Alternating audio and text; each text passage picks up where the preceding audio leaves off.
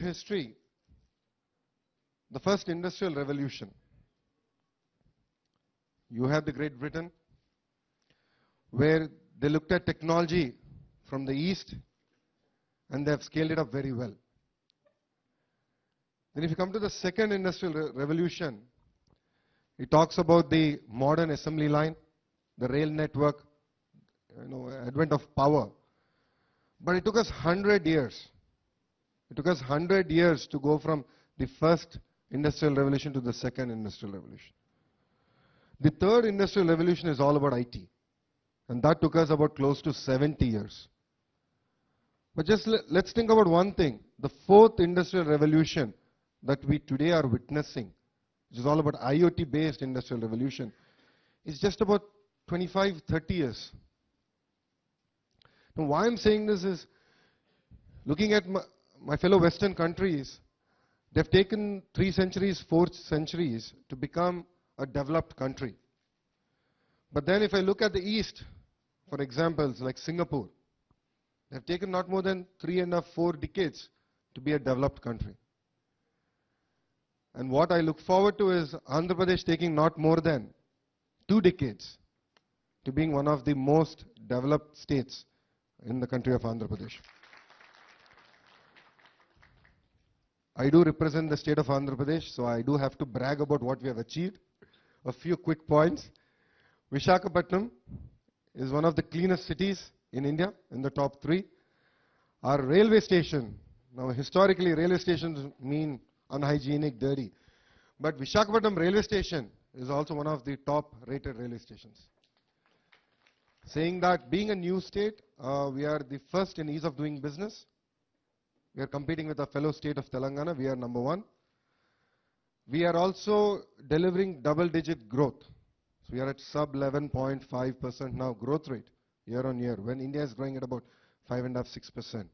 So we take great pride in our growth rate. And all this is possible because of promoting innovations and taking innovations to the grassroots level. I'll give you a few examples here. In India, we have a system where rice is given for the poor. It's an economic delivery system. This was actually started by my grandfather way back in '83. Historically, this system has been plagued with corruption because you don't know whether the real beneficiary has taken the meal and the rice from the shop. The state of Andhra Pradesh is the first state to use Aadhaar-based authentication system for delivery of rice. We were able to cut 20% inefficiency in the system. 20%. Roughly translating to close to about $50 million in saving. One use of technology. I'm sure quite a few of you know about Aadhaar, and for those who don't, I'll just quickly give an insight. Indian government has taken up this ambitious program of capturing biometrics, both iris and fingerprint, and creating a national ID system. And Andhra Pradesh has been in the forefront of adopting this. And what's really exciting is the other day, the chairman of Aadhaar happens to be an advisor to AP, and he was sharing this with me. 80% of the Aadhaar transactions that happen in India, out of the 100% of the transactions that happen in India, 80% come from the state of Andhra Pradesh. So it's about using technology. It's about using technological products for the masses. And that's something that really excites us here in Andhra Pradesh. We no longer live in an era of big companies. It's becoming more and more irrelevant. Even they are looking at innovative companies. Even companies that are in the technology space. Now let's talk about companies like Cisco, like Lenovo. They've all grown on acquiring companies, innovative companies. So it's very, very important to understand that we play a very, very important role in the macroeconomic system. So it's not about big versus small. It's about big versus fast. It's about who can take their idea, an innovative idea, scale it, and scale it quick. And looking at a few technology examples, whoever thought the largest ride hailing company would not even own a steering wheel. Forget a car, they don't even own a steering wheel. The largest company which has rooms, hotel rooms or regular rooms, is Airbnb, and it doesn't even own a pillow. When I was at Carnegie Mellon, Carnegie Mellon is known for its innovation, and so is Stanford, just to make sure my dean is not upset with me. It's amazing, I never could imagine that the internal combustion engine would be outdated. And it's been less than 10 years since I graduated from Stanford. But we're looking at 20 years from now where internal combustion engine might actually be irrelevant. And thanks to the Honorable Prime Minister Narendra Modi ji, we are working towards it. By 2030, we want to make internal combustion engine obsolete in India. This is something we would have never thought of. What this does is it opens up new areas of innovation. It opens up areas of telematics. It opens areas of battery technology, wires, soldering technology. So it's very, very important that we nurture these companies, these aspirations effectively. And I jokingly say, when I was in the US, out of 5 technocrats in the US, 1 is from India. And out of that 1, if you really break it down, 25% comes from the state of Andhra Pradesh. So I call them entrepreneurs, rightfully so. There is a tremendous amount of energy, there's tremendous amount of ideas in the state of Andhra Pradesh. And what I look at from the IT ministry standpoint is how can I support them? It's not just about financially supporting them, but truly mentoring them. Then scaling them up, creating economies of scale, and taking this technology, giving them preferred market access in my state, taking them to the masses, and at the same time, thanks to all the friends here, taking these products to the globe. The other side of the coin is there's a lot of innovation that's happening globally. And as I said last night, if you can create a product for the Indian economy, believe me, you've conquered the world. Because we are the most value-conscious people possible on this planet. It's amazing. I mean, the world talks about packaging technology, which is expensive. But in India, milk is distributed in sachet, and the packaging cost is minuscule. And that was an innovation from India.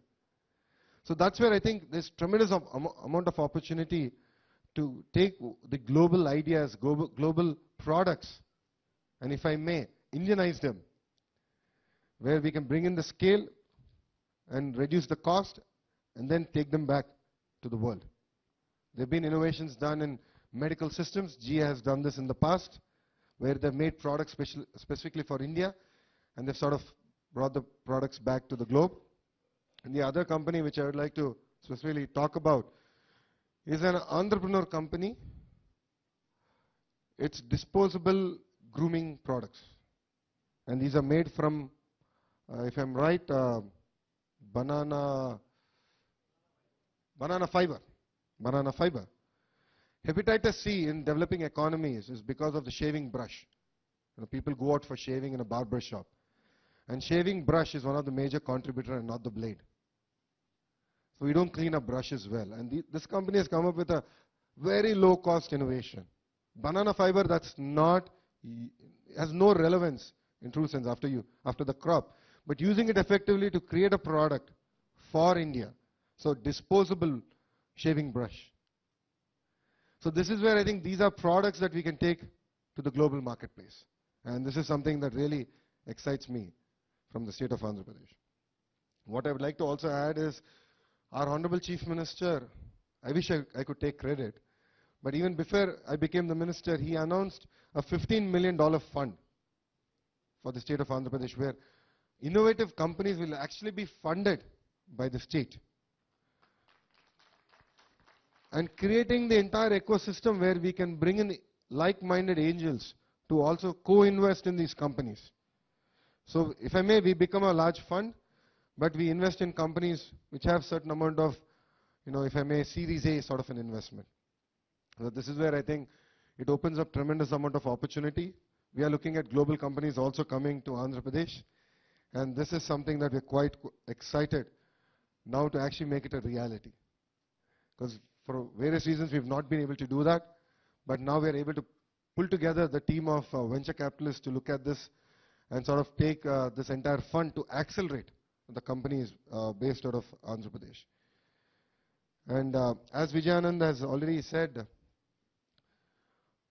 Andhra Pradesh is the only company to have fiber to every home. Only country, or sorry, only state to have a fiber to every home. This is coming back on what Government of India, Narendra Modi ji, has been talking about, which is the Bharat Net, which talks about underground cabling. It's very, very expensive. But we have done a simple innovation. We said we will take fiber on poles.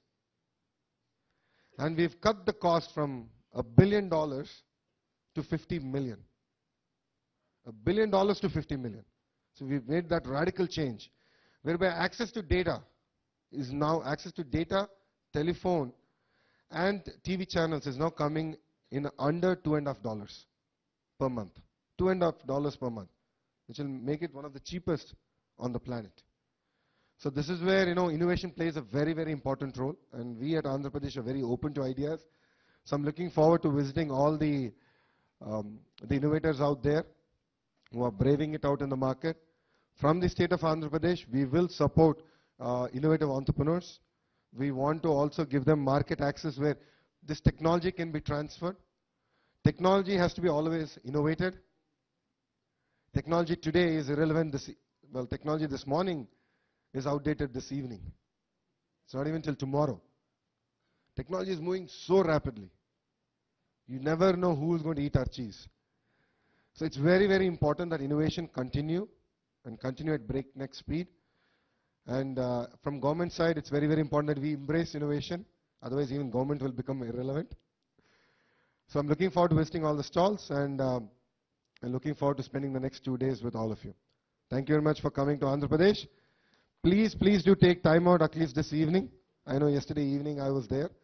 But take time out this evening to spend some time in the beach. It's just a walk across. It is a beautiful beach, one of the best in the country. Do enjoy Visakhapatnam. Do plan to spend a few more days after the event. So the Araku is a very, very beautiful place. The tribal belt is very, very gorgeous. There are amazing attractions there.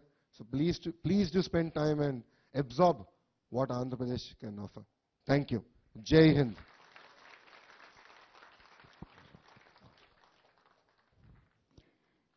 Thank you, sir. To summarize, we have participants from 30 countries exhibiting their models in about 60 stalls by 150 exhibitors, bringing in about 300 models. And in parallel, a hackathon is happening with around 150 students since day before yesterday till today evening. So please go around the stalls and give us your feedback.